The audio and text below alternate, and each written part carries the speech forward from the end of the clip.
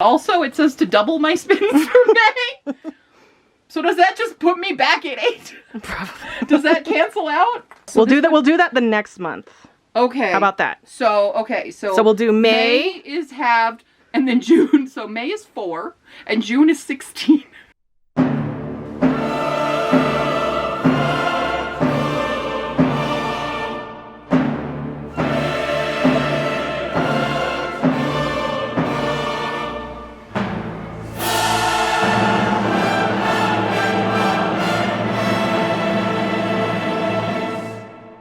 Probably hydrate before this one, huh? Oh, you want to do that too? Okay. It's gonna be a long road, Mambo.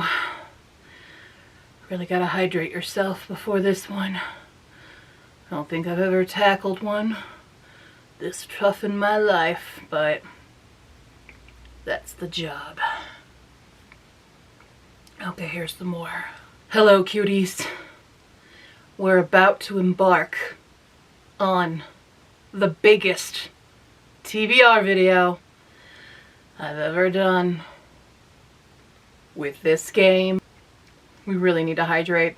16 spins today. I don't think anyone's ever heard of a TBR that big in 1 month.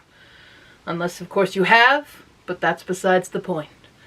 If you watch my Easter egg pre-order hunt, you'll know that one of the eggs betrayed me, and I had to double one of my TBRs. I also had to half one, which we did in May. It was pleasant. It was light. It was a good time. Wish I could go back to those days. Those days are long gone. We determined that June would be the month. I spin that wheel 16 times, and who knows what could come out of it. I'm pretty sure an Instagram, because that seems to be its favorite slice. But you never know what the wheel will turn in the sands of the hourglass. These are the books of my life. That was probably super dated. Hello, cuties. All right, we're here. It's time to spin this 16 times. Because that's what the egg hunt said. We could get more. Would love it to get less. But you never know, right? You never, ever know. Right, Mambo? Are you ready to spin the wheel for me? Alright, well, anyway, we gotta get to it. 16 spins. If you're new here, I have a wheel. It tells me which jar. We pick a book from a jar.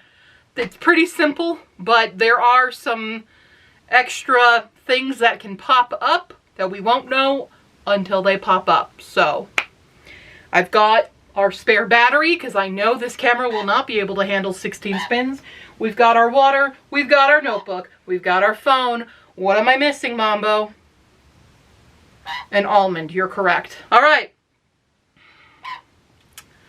Let's spin this fucker.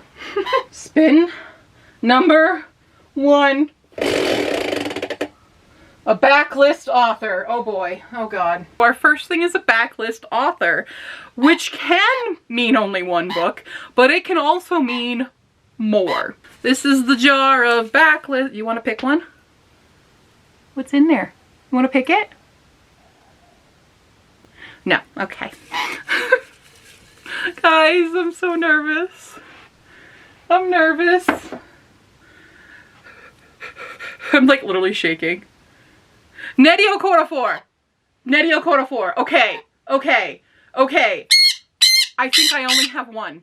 I think I only have one. And I think it's small. I have 2 technically. 2.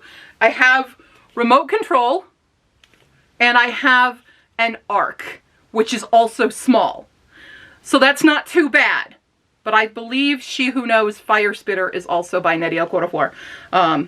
That's what I own, and I did decide in the last time I got backlist author that it's only what I actually own, since the whole point of this game is to rid me of books. Okay, not bad. Here's what this short story is about. The day Fatima forgot her name, death paid a visit. From this moment on, she would be known as Sankofa, a name that meant nothing to anyone but her, the only tie to her family and her past. Her touch is death, and with a glance a town can fall. And she walks alone, except for her fox companion, searching for the object that came from the sky and gave itself to her when the meteors fell and when she was yet unchanged, searching for answers. But is there a greater purpose for Sankofa now that death is her constant companion? So definitely this, I believe the arc, I don't think I read the arc yet, but so extra an extra book on the TBR already. Okay. Look, this TBR has me shaking. Spin number 2. A viewer pool pick. For those of you who want to add more, because I'm losing, we need more. We need more in here. There's what we're getting. All right. Okay, another short book. This is actually pretty cool. It's Every Heart a Doorway. Okay.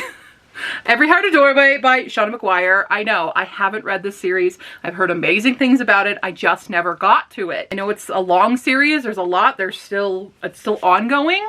But, okay, I feel a little bit okay that I'm getting short books right now, but then it's gonna ruin me. Look, it's a feather bookmark. I didn't even know that. I got it off of Pango for free.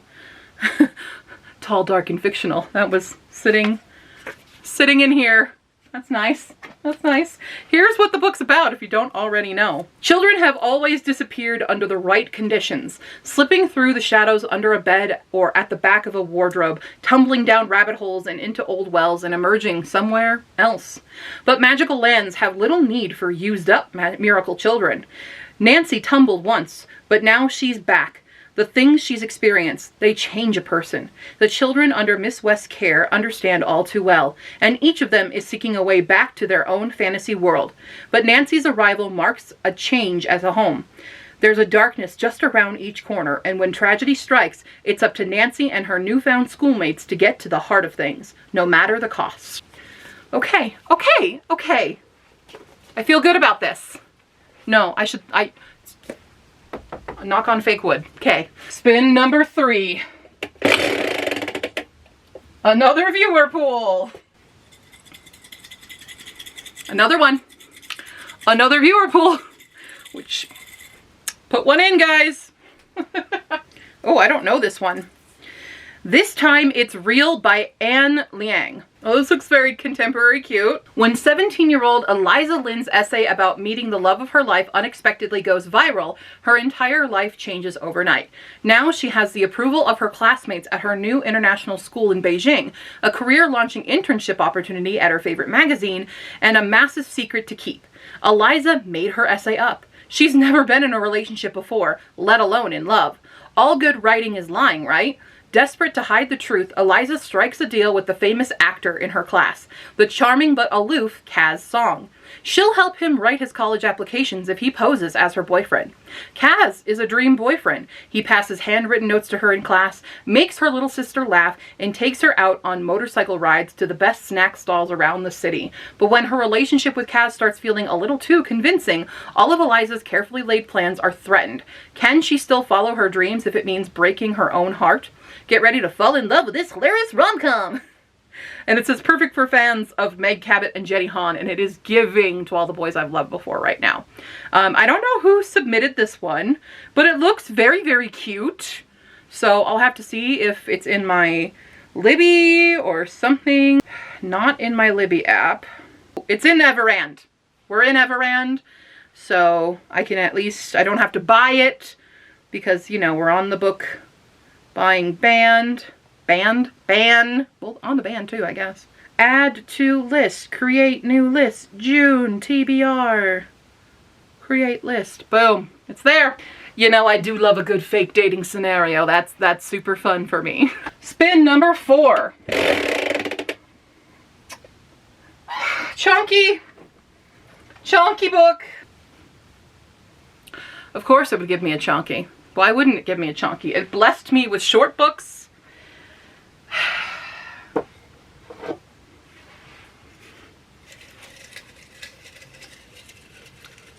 Bless me with the shortest chunky that I have. Let's see. This ain't bad. This ain't bad.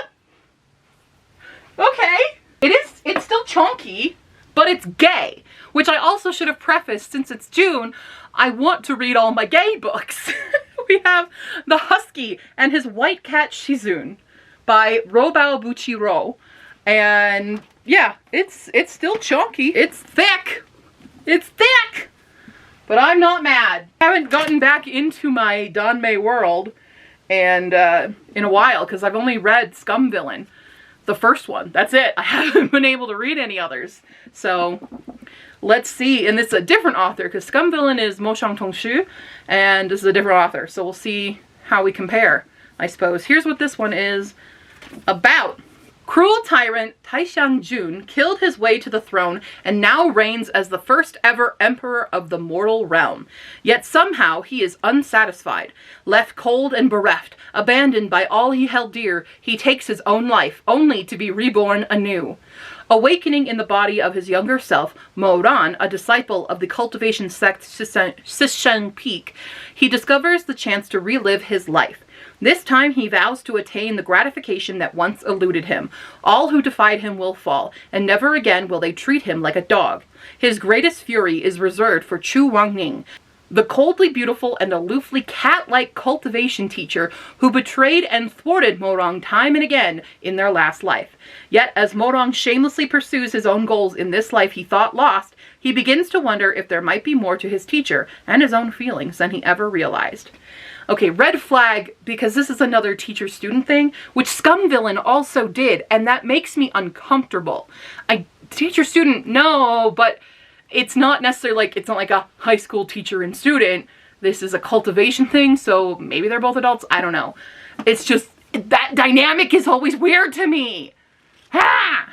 So, anyway, there we go. That's our chunky book. Spin it the other way. Oh, it hasn't fully gone over, so we're gonna go with a work in progress. To continue with series, now, here's the issue with it.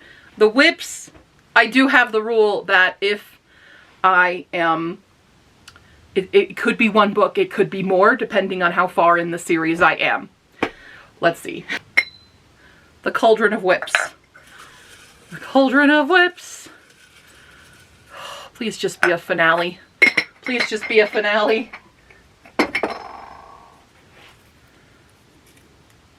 It is a finale! Woo! Oh my god, but it is chunky.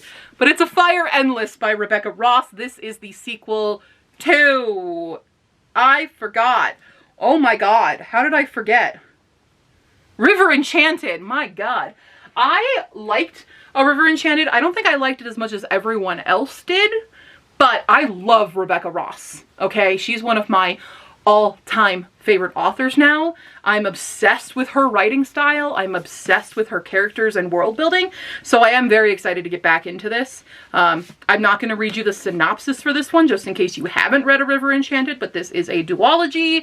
It deals, is it Irish or, I think it's Irish or Scottish? I read the first one a few years, 2 years ago, so I totally can't remember, but it's based on some form of like Celtic, Gaelic scenario. I can't remember off the top of my head. Feel free to correct me in the comments. I just remember the accent in the audiobook. So, cool. It is a wee bit chunky. It's almost 500 pages. It looks like $4.97. So, why not? Why not, you know? Spin it the other way again. That is a ebook. Indie ebook. Ebook time. Now, I just spent an entire month reading nothing but ebooks, so I've gotten better at my ebook game, but I would have liked a break. And I have ARCs this month to read as well. Shoot. I think this may be the first TBR that I'll fail. Oh god, this thing is overflowing, by the way. Ooh, oh, okay, well that one fell out. We'll do the one that fell out. All Things Lost. Oh, okay, I think this was also from CL Cannon. This is by D.L. Bunch, and it looks like a post-apocalyptic dystopian. Here's what it's about. In a world ravaged by resource wars, society has crumbled, leaving only chaos and desolation in its wake. Daniel and Eva, two brilliant scientists, race against time to discover the key to survival. As they delve deep, they discover a chilling secret that could shatter the last remnants of hope.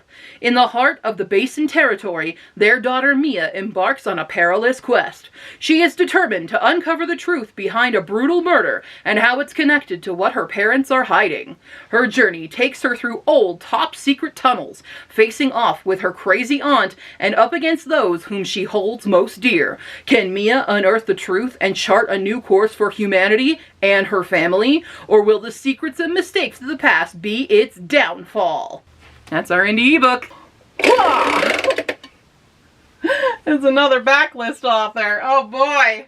Another backlist author. I'm scared. Watch it give me Brandon Sanderson. What is it? No, shoot! It's not Brandon Sanderson, but I've got a lot of their books. Rin Chupeco! Oh no!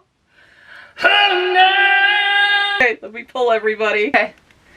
So I own 5 unread Rin Chupecos. We have the entire Bone Witch trilogy, which I'm okay with this because this is a bomb book. We've got The Sacrifice, which I believe was gifted to me by Snazzy.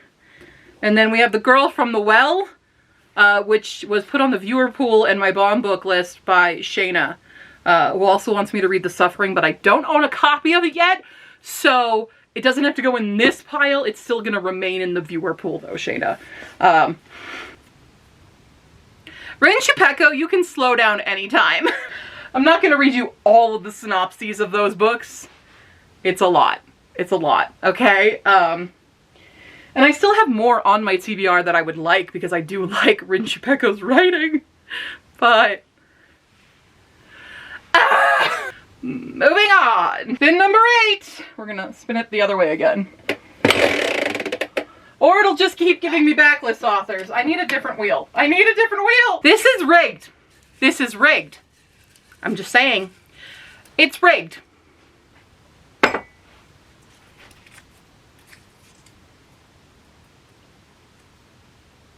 Maybe it's not rigged.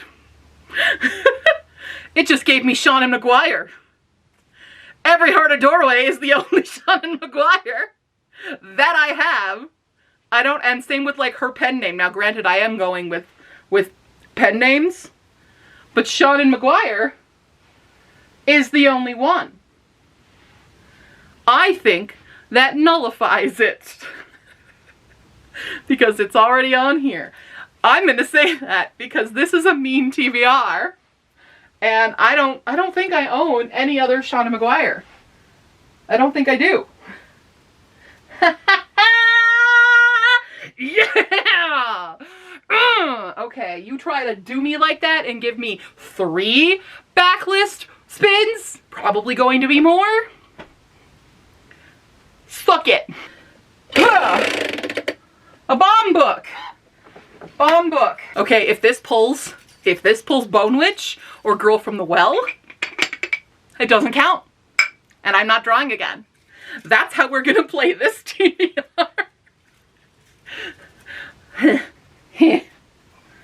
Okay, okay. No, it's not. Okay. The Taming of the Drew by Stephanie Kate Strom. Now, I really do enjoy Stephanie Kate Strom books. They're adorable. They're always adorable. I've read 2 of them so far, and both of them have just made me smile so much because they're just fun. So this is a Taming of the Shrew retelling, which Taming of the Shrew is probably in the top 5 of my favorite Shakespeare plays. So here's what this one's about. Cass McKay has been called stubborn, temperamental, difficult, and that word that rhymes with witch more times than she cares to count. But that's all about to pay off. She has finally landed on the role she was born to play. Kate in The Taming of the Shrew, in the summer apprentice program of a renowned Vermont Shakespeare theater company. But Cass can barely lace up her corset before her troubles begin. The leading man, Drew, is a complete troll, and he's going to ruin Cass's summer. Even worse, Cass's bunkmate, Amy, has somehow fallen head over heels for Drew. Ew! Cass can't let Amy throw herself at a total jerk. So she comes up with a genius plan to give Drew the personality makeover he so desperately needs. They'll tame Drew just as Petruchio tames Kate, but will her plan backfire as Shakespeare's classic plays out off stage? All right, so we've got a little twist to that. It should be fun. It should just be fun. Only downside, I know I don't have an audiobook. Spin number 10. Instagram. I told you. It can't not do an Instagram. We all know we couldn't get out of this without an Instagram, but guess who downloaded a screen recorder? Start broadcast. So now I don't have to like hold my phone awkwardly. Here's our Instagram. Got some John Madison. That's some John Green. I don't own anything except that I haven't already read. Oh, that's a fun thing. I keep getting ads for these animal clips. I don't know why. Don't own anything Victoria. Okay, what do we got? Show me. That looks like a Holly Black, but I bet you it's Cruel Prince. Airplane Facts with Max. Does that mean I have to do Lord of the Rings? Because it's an Airplane Facts with Max. But it has to show the book. Book? No. Where's all my books? Oh, here we go. A Study in Drowning. I would love the collector's edition, but I have not read A Study in Drowning yet. Aha! Now this will also be my first foray into Ava Reed, so I'm excited to get to this baby. I've heard amazing things about it. A lot of my favorite authors have blurbed it on the back here. I see we've got Alex E. Harrow, Allison Saft, Kendara Blake. They've all blurbed it. But we also know that blurbs, sometimes authors don't actually even read the books and they just do a blurb. And that unsettles me. Anyway, here's what this one's about. Effie Sayre has always believed in fairy tales. She's had no choice. Since childhood, she's been haunted by visions of the Fairy King. She's found solace only in the pages of Angharad, Emrys Mirrodin's beloved epic about a mortal girl who falls in love with the Fairy King and then destroys him. Effie's tattered copy is all that keeps her afloat through her first term at the prestigious Lyrian Architecture College. So when Mirrodin's family announces a contest to redesign the late author's estate, Effie feels certain this is her destiny. But Heareth Manor is an impossible task, a musty, decrepit house on the brink of crumbling into a hungry sea. And when Effie arrives, someone else has already made a temporary home there. Preston Hellery, a stodgy young literature scholar, is determined to prove Effie's favorite author is a fraud. As the two rival students investigate the reclusive author's legacy, piecing together clues through his letters, books, and diaries, they discover that the house's foundation isn't the only thing that can't be trusted. There are dark forces, both mortal and magical, conspiring against them, and the truth may bring them both to ruin. For something that packs that much in the synopsis, this is a surprisingly short book, but I'm excited. Oh no. It's the jar of challenges. Of course, it would happen now. The jar of challenges would happen now. It's not much in there. Can I get that remove a book thing again? That'd be great. That'd be super great.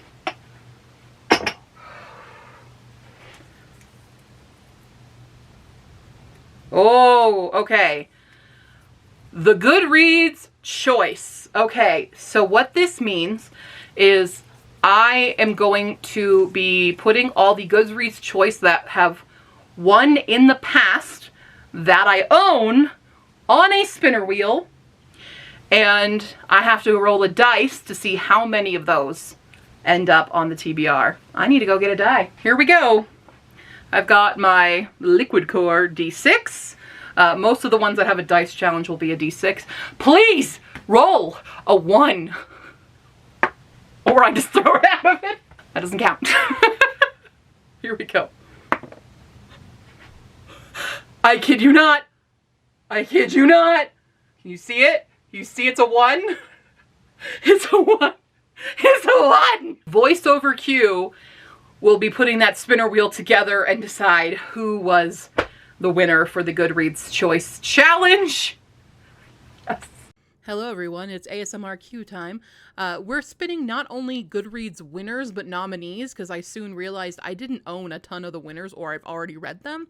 So this is a bunch of nominees going all the way back through all of every single Goodreads award, and we got Last Night at the Telegraph Club. Here's what this book is about. 17-year-old Lily Hu can't remember exactly when the question took root, but the answer was in full bloom the moment she and Kathleen Miller walked under the flashing neon sign of a lesbian bar called the Telegraph Club. America in 1954 is not a safe place for two girls to fall in love, especially not in Chinatown. Red Scare paranoia threatens everyone, including Chinese Americans like Lily. With deportation looming over her father, despite his hard-won citizenship, Lily and Kath risk everything to let their love see the light of day. Woo, a gay book! Yes! Okay, easy challenge. Easy challenge. That could have gone real bad. Spin number 12. Another indie ebook. We are met with another indie ebook. There's so, look how full this is. I need to stop searching on Amazon. Okay, well, someone fell out. This one fell out. Ooh. An Incantation of Shadow and Light. Maybe if I learned how to read my own handwriting, I would see that it's not incantation, it's an incarnation of shadow and light by S.A. Christensen. Okay. 4 magicians abuse their magic to gain power in a corrupt Victorian-inspired world. In the kingdom of Verchiel, that only a handful of people known as incarnate can use magic. Equally feared and respected, they are revered as saints and indulged like gods. But the sudden deaths of Verchiel's rulers unleashes a power struggle between 4 incarnate, each seeking power to fulfill their own desires.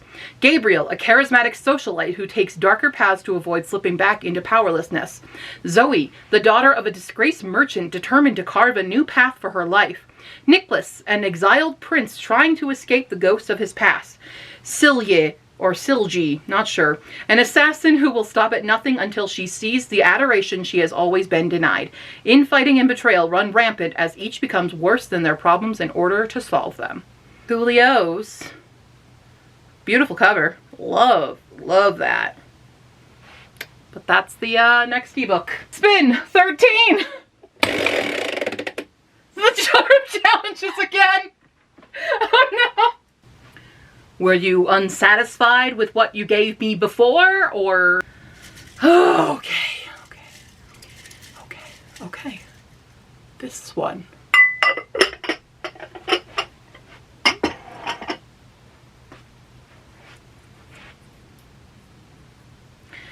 We're gonna do a scavenger hunt. So how this plays out. I will roll a die again, which will tell me how many times we play the bookish scavenger hunt. Watch this be 6.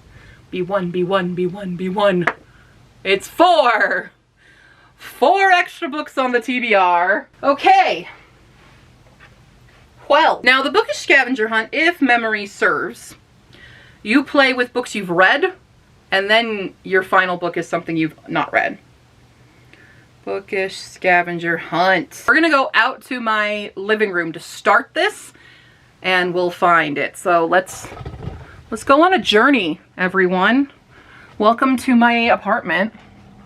We're going out here through my hallway, and all the books are here. There's books here, there's books there, there's a bird here. Not great lighting, not great sound, but you get what you get. The first one is grab your favorite book.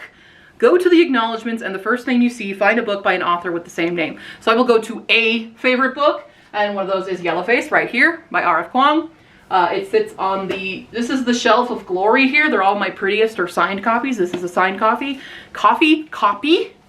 And I love it. Acknowledgements, first name I see is June. June. An author with the same name. Also a pretty copy. Okay. We've got Jade Fire Gold by June C.L. Tan. Pick something on that cover and find another book with the thing in the title. We've got swords. This is the underfoil because I put all the covers away. We've got people on it. That's easy. We've got a bow and arrow and a sword. Okay, find another book with that thing in the title. Sword is probably going to be the easiest.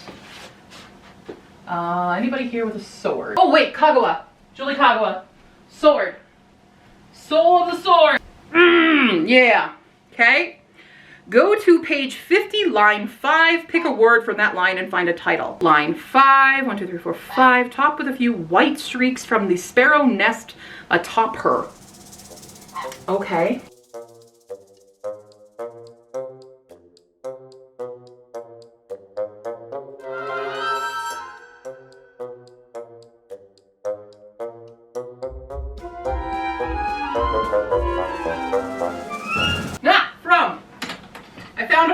Notes from My Captivity. This is a really interesting book, by the way.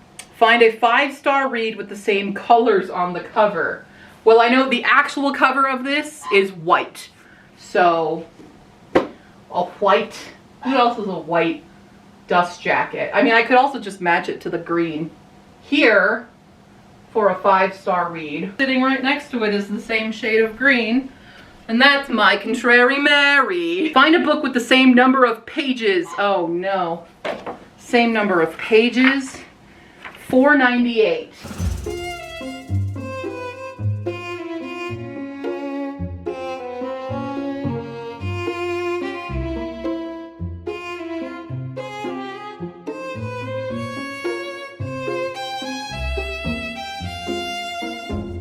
Ha!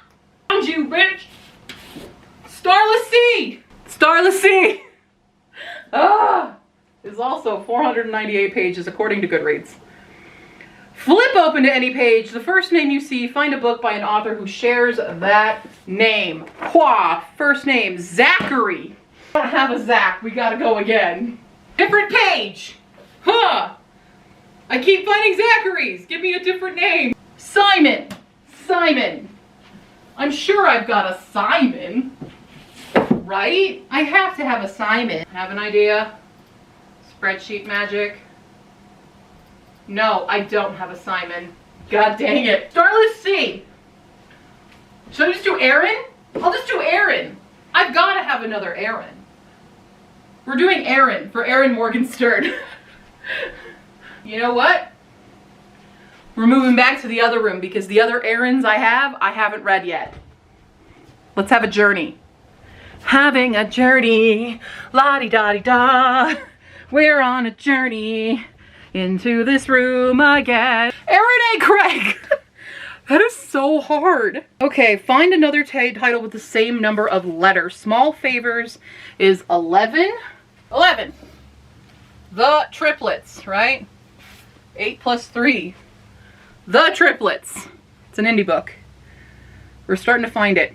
Find a book with a similar cover. A similar cover. Or, you know, cool. We'll go with, oh, is there two swords? We're going to go with a Sword of Light. Same color. It's got a circular thing. There's a horse. So, similar enough for me. Flip to a random page, point to a word, and find that word in the book title on your TBR shelf. Here we go. Okay. I got Lovely. Lovely, which I know exactly what to do. Woo! Lovely War by Julie Berry. I've tried to read this so many times. Like, it downloads into my Libby app, and then I run out of time before I can read it. But here's what this is about. Sorry for the weird lighting, because we're moving all around. Hazel, James, Aubrey, and Colette. A classical pianist from London, a British would-be architect turned soldier, a Harlem-born ragtime genius in the US Army, and a Belgian orphan with a gorgeous voice and a devastating past.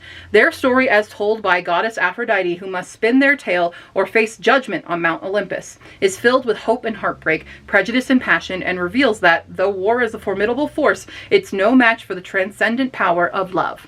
Now, I have read The Passion of Dulce by Julie Berry, which was phenomenal, and especially for someone like me who was not a religious person, I loved The Passion of Dulce. So, and I've heard amazing things about Lovely War, so there's number 1! Round 2!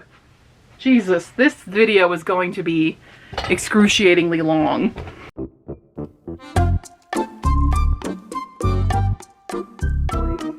Supernova. Okay, the cover of this has a person. Black Flamingo. 50 is blank, so we're gonna go with 51. Michael, your singing teacher told me. I hate this. Okay, I'm fibbing, we're going with song. The Savage Song, we're doing that. Red and black. Just pulling from the same. Red and black, look, it's crest. 550. And Renegades. Oscar. Mr. Wilde. Oscar Wilde. 16, 17, 18, 19, 20, 21, 22. Thank you, TJ Clune. Under the Whispering Door. Similar cover. What? In the Lives of Puppets, because I know it has a similar actual cover. Random word. I'm getting kill a lot. We're amending to because it's a verb. So here we go. To The Killing Code by Ellie Marney. Now, Ellie Marney has written one of my all-time favorite psychological thrillers, None Shall Sleep. I absolutely love it. Sorry, I'll come back in here, even though we're gonna be moving right back out. This is a different one. I do have the sequel to None Shall Sleep, which is Some Shall Break. I haven't read it yet and I want to, but here's what this is about anyway. Virginia, 1943. World War II is raging in Europe and on the Pacific Front when Kit Sutherland is recruited to help the war effort as a code breaker at Arlington Hall, a former girls' college now serving as the site of a secret U.S. signal intelligence facility. But Kit is soon involved in another kind of fight. Government girls are being brutally murdered in Washington, D.C., and when Kit stumbles onto a bloody homicide scene, she is drawn into the hunt for the killer. To find who is responsible for the gruesome murders and bring them to justice, Kit joins forces with other female code breakers, gossip queen Dottie Crockford, sharp-tongued intelligence maven Moya Kershaw, and cleverly resourceful Violet Dulac from the segregated code-breaking unit. But as the girls begin to work together and develop friendships and romance that they never expected, two things become clear. The murderer they're hunting is closing in on them, and Kit is hiding a dangerous secret. Oh, okay. That was the second one. Adventures of Amina Al-Sarraf. We'll start there. Bye! Oh, I think I messed it up last time round, but that's fine. Laura. I cannot think of a Laura. We're going to look again. Sarah! We've definitely got Sarah's. What? Speeding this along, we're gonna go Saba. We're gonna go Saba to here. Also, while doing that, I just realized I had another Rin Chupeco on my shelf. 3 people. Skyward Flight has 3 people on the cover. Page 50, line 5. Looked alarmed. You didn't tell me these creatures were... I found a me this time. The temperature of me and you. Same colors on the cover. Final 6. 338. Goland. My special all black. Olivia. I have Olivia Atwater. 9. Bonesmith. Color cover. Muted green. Almost camo-y green. Curses by Laura Eve. Random page. The first word we're seeing is Cancer. I'm not choosing that word. Never. How about never? This is great because I literally just read the first book in it, but we've got The Ballad of Never After by Stephanie Garber. I just read Once Upon a Broken Heart. This will continue that series for me. I won't tell you what it's about, but I don't own the 3rd book though, I will say. There we go. Let's pull down that lovely other book by Chupeco. I forgot about the Ever Cruel Kingdom, so that goes on here.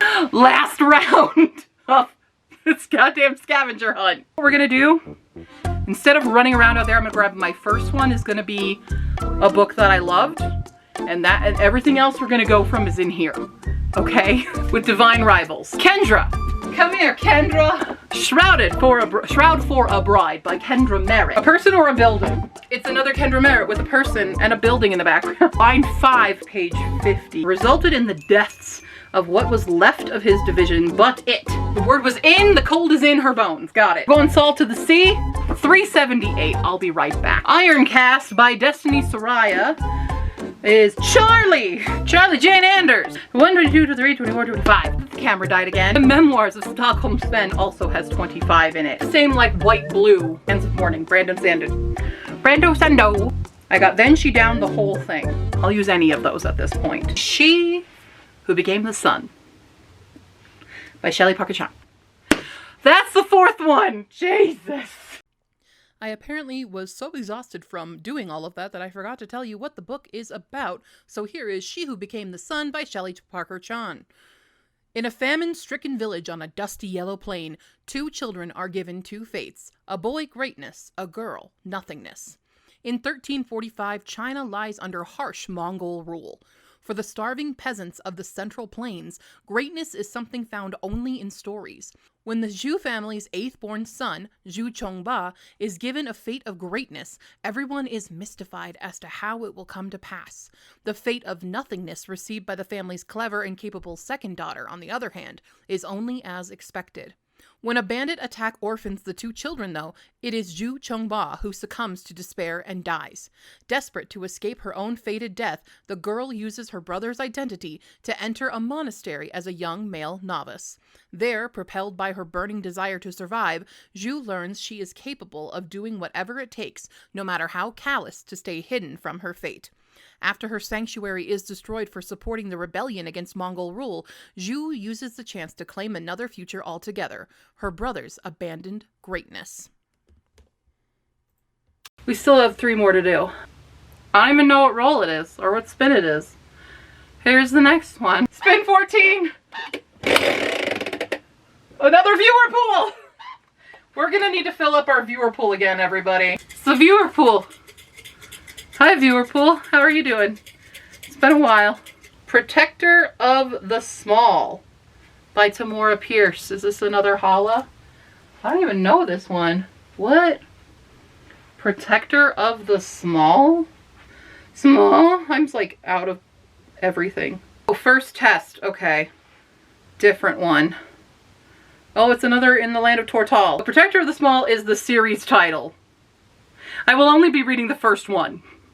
FYI. In the medieval and fantastic realm of Tortal, Keladri of Mindolin is the first girl to take advantage of the decree that permits females to train for knighthood. Up against the traditional hazing of pages in a grueling schedule, Kel faces only one real roadblock, Lord Wilden, the training master of pages and squires. He is absolutely against girls becoming knights, so while he is forced to train her, Wilden puts her on probation for 1 year. It is a trial period that no male page has ever had to endure, and one that separates the good-natured Kel even more from her fellow trainees during the tough first year. But Kel is not a girl to underestimate, as everyone is about to find out. Well, I'll have to find that. Spin 15. Another indie ebook. Oh, look. Another ebook. Did one just fall out? I don't even know. I want to like dig deep, but they keep just falling out. Okay, that one. Ghost of the Catacombs. This was definitely another one we found during CL Cannon Book Fair. This is what it's about. I'm a ghost whisperer, not a catacomb crawler. But when you live in Paris, sometimes you end up being both. Hi, I'm Alex. During the day, I'm a history student at the time-honored Sorbonne University.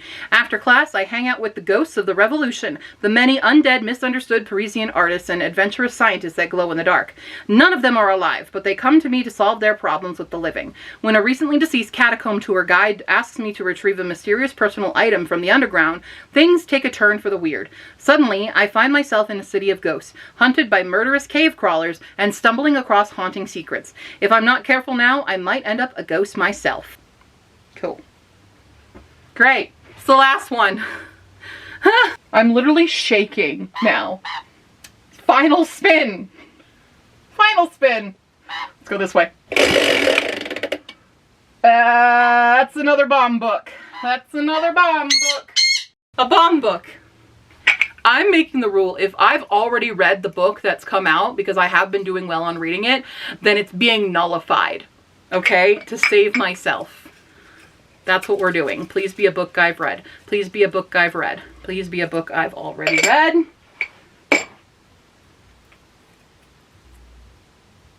No, it's not. Pride and Prejudice and Other Flavors by Sonali Dev. This is a Pride and Prejudice retelling. I love me some Pride and Prejudice retellings. Here's what this one's about. It is a truth universally acknowledged that only in an overachieving Indian American family can a genius daughter be considered a black sheep. Dr. Trisha Raj is San Francisco's most acclaimed neurosurgeon, but that's not enough for the Rajas. Her influential immigrant family, who have achieved power by making their own non-negotiable rules. Never trust an outsider. Never do anything to jeopardize your brother's political aspirations. And never, ever defy your family. Trisha is guilty of breaking all 3 rules, but now she has a chance to redeem herself, so long as she doesn't repeat her old mistakes.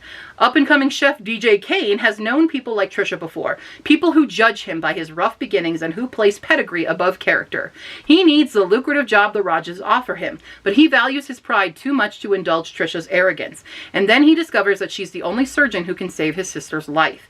As the two clash, their assumptions crumble like sponge sugar on one of DJ's stunning desserts. But before they can savor their future, they need to reckon with the past. Okay, so this is gender-bent Pride and Prejudice. I did not even realize that, so that's fun. Okay. How many did that end up with? 24 books. It was supposed to be 16. Oh. Huh. I can't even get them all in frame. And there's more. There's not just these. I'm gonna fail this one. I'm definitely failing. We're failing. We're failing. We're failing. That's the June TBR. I'm fine. This'll be fine. What are you reading in June? Please support me on Ko-fi. After dealing with all of that, I'm gonna go now. Bye.